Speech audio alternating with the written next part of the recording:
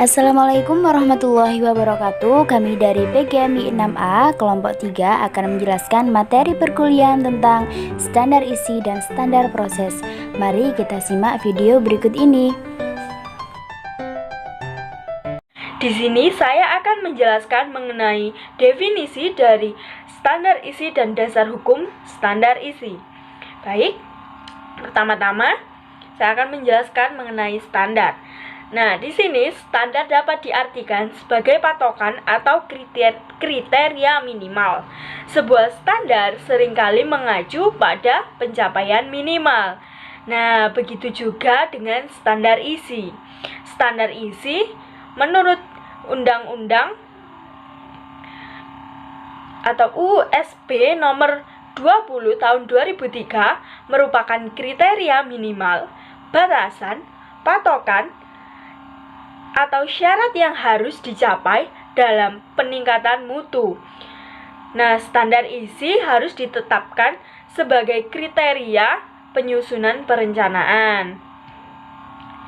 Nah, dari banyak penjelasan yang ada di makalah, silakan kalian baca ya. Kelompok kami menyimpulkan bahwa standar isi merupakan kriteria minimal dalam ruang lingkup materi dan tingkat kompetensi minimal dalam mencapai kompetensi lulusan pada jenjang pendidikan tertentu yang ditetapkan sebagai penyusunan perencanaan. Nah, selanjutnya saya akan menjelaskan mengenai dasar hukum standar isi. Bisa kalian baca di makalah, namun saya akan menjelaskan secara singkat dasar hukum standar isi yang terletak pada makalah, yakni Peraturan Pemerintahan Nomor 32 Tahun 2013 tentang perubahan atas Peraturan Pemerintahan Nomor 19 Tahun 2005 tentang Standar Nasional Pendidikan. Peraturan pemerintah tersebut memberikan arahan tentang perlunya disusun dan dilaksanakan 8 standar nasional pendidikan, yaitu salah satunya juga termasuk standar isi, standar proses, standar kompetensi lulusan, standar pendidikan dan tenaga kependidikan. Lalu standar sarana dan prasarana, standar pengelolaan, standar pembiayaan, dan standar penilaian pendidikan. Nah, selanjutnya dasar hukum yang mengatur standar isi yaitu Peraturan Menteri Pendidikan dan Kebudayaan Nomor 64 Tahun 2013 tentang standar isi pendidikan dasar dan menengah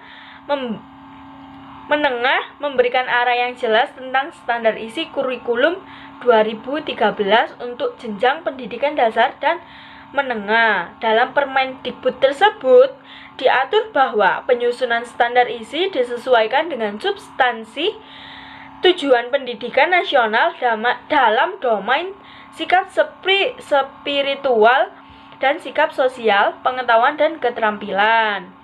Nah, oleh karena itu standar isi dikembangkan untuk menentukan kriteria ruang lingkup dan tingkat kompetensi yang sesuai dengan kompetensi lulusan yang dirumuskan pada standar kompetensi lulusan, yakni sikap, pengetahuan, dan keterampilan. Komponen-komponen standar isi.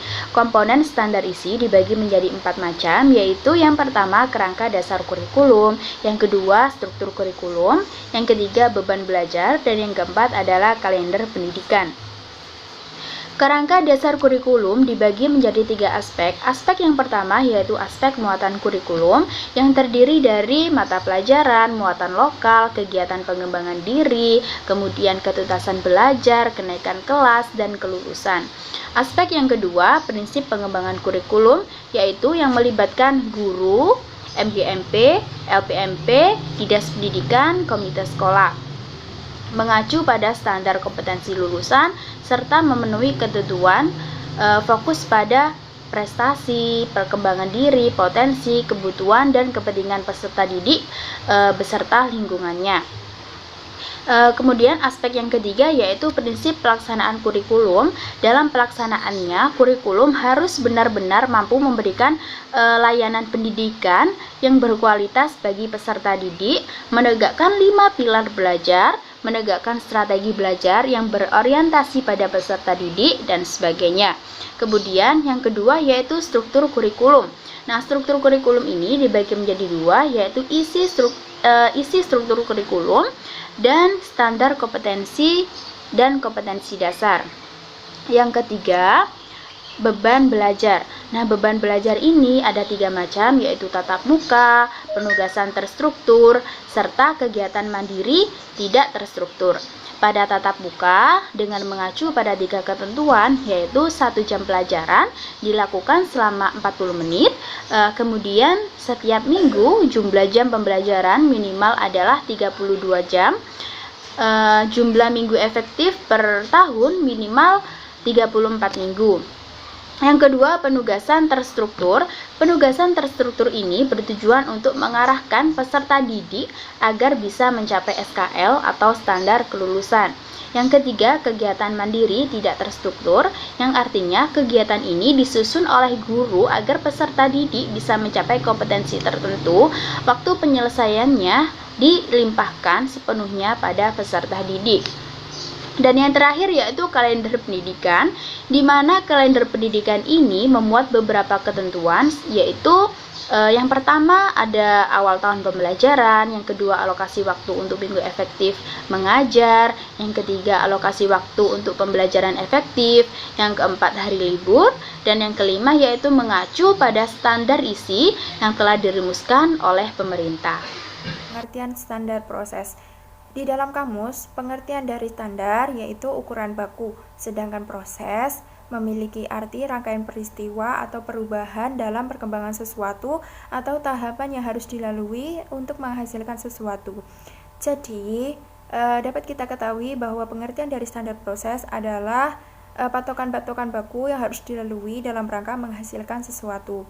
Pengertian tersebut diperkuat di dalam Peraturan Pemerintah Nomor 19 Tahun 2005 Bab 1 Pasal 1 Ayat 6 yang menyatakan bahwa standar proses adalah standar nasional pendidikan yang berkaitan dengan pelaksanaan pembelajaran pada satu satuan pendidikan untuk mencapai standar kompetensi kelulusan. Nah, dari pengertian tersebut terdapat beberapa hal penting yang perlu kita garis bawahi, yakni yang pertama adalah bahwa standar proses pendidikan adalah standar nasional pendidikan, yang berarti bahwa standar proses berlaku untuk setiap lembaga pendidikan formal pada jenjang pendidikan tertentu. Nah, dimanapun lembaga pendidikan tersebut berada secara nasional. Kemudian yang kedua, yakni standar proses pendidikan berisi tentang bagaimana cara melaksanakan proses pembelajaran. Jadi di dalamnya berisi tentang bagaimana seharusnya melaksanakan proses pembelajaran. Nah, kemudian yang ketiga, yakni standar proses pendidikan diarahkan untuk mencapai standar kompetensi kelulusan. Dengan hal itu, standar kompetensi kelulusan adalah sumber utama atau rujukan utama dalam menentukan standar proses pendidikan. Nah, jadi dapat kita ketahui bahwa implementasi dari kebijakan standar proses adalah suatu proses yang sangat dinamis, di mana pelaksana kebijakan melakukan suatu aktivitas atau kegiatan sehingga pada akhirnya akan mendapatkan suatu hasil yang maksimal atau sesuai dengan sasaran. Dalam hal ini selalu berkaitan dengan proses pembelajaran. Mungkin itu yang bisa saya sampaikan. Materi selanjutnya tentang dasar hukum standar proses akan disampaikan oleh Mbak Ilma. Dasar hukum standar proses sesuai dengan Peraturan Pemerintah Nomor 19 Tahun 2005 tentang Standar Nasional Pendidikan, salah satu standar yang harus dikembangkan adalah standar proses. Peraturan Pemerintah Nomor 19 Tahun 2005 Bab 1 Pasal 1 Ayat 6 menyebutkan bahwa standar proses adalah standar nasional pendidikan yang berkaitan dengan pelaksanaan pembelajaran pada satu satuan pendidikan untuk mencapai kompetensi standar lulusan. Berdasarkan pasal 1 Permendikbud nomor 22 tahun 2016 tentang standar proses pendidikan dasar dan menengah, dinyatakan bahwa yang pertama, standar proses pendidikan dasar dan menengah, selanjutnya disebut standar proses, merupakan kriteria pelaksanaan pembelajaran pada satu satuan pendidikan dasar dan menengah untuk mencapai kompetensi lulusan. Yang nomor 2, standar proses sebagaimana dimaksud pada pasal 1 tercantum pada lampiran yang merupakan bagian yang tidak terpisahkan dengan peraturan. Poin selanjutnya yaitu mengenai komponen-komponen standar proses. Yang pertama ada perencanaan pembelajaran. Sesuai dengan Permendikbud nomor 22 tahun 2016, perencanaan pembelajaran dirancang dalam bentuk silabus dan juga RPP yang mengacu pada standar isi. Yang kedua ada pelaksanaan proses pembelajaran. Dalam hal ini ada persyaratan, yaitu yang pertama ada alokasi waktu, jam tatap muka pembelajaran. Yang kedua ada rombongan belajar. Yang ketiga ada beban kerja minimal guru. Selanjutnya yang keempat ada buku teks pelajaran.